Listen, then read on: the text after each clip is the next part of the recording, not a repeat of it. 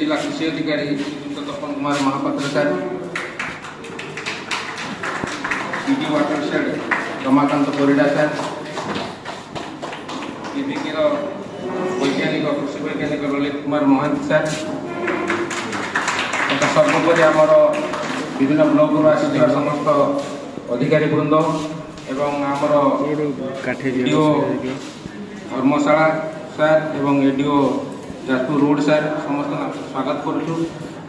आज खाद्य खाई आम बहुत स्वास्थ्य निजर बहुत बिगड़े दौचु से प्रकार खाद्य खाई तेणु सरकार चाहूँगी जे यही प्राचीन खाद्य शस्य गुड़िकर एरिया बढ़ू चाष अधिक हो लोक माने आमर चाषी भाई भौणी माँ मैंने समस्त पालन कराउची वंदे मातरम। तो सही अवसर रे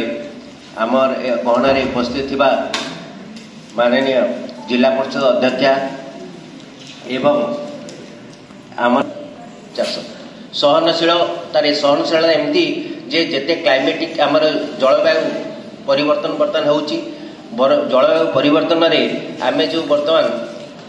सहन हाई यील्डिंग वैरायटी बा उन्नत अमलक्षम जो धान बिहन बा अलगा चाष करुचे से टिके जदि जलवायुर परिवर्तन होउची सेतबेले से नष्ट हो जाउची बा तार चाष आम जी पाइबा कथा अमल पाऊने किंतु एटा आम जेहेतु देशी आपण मैंने जानते देशी देशी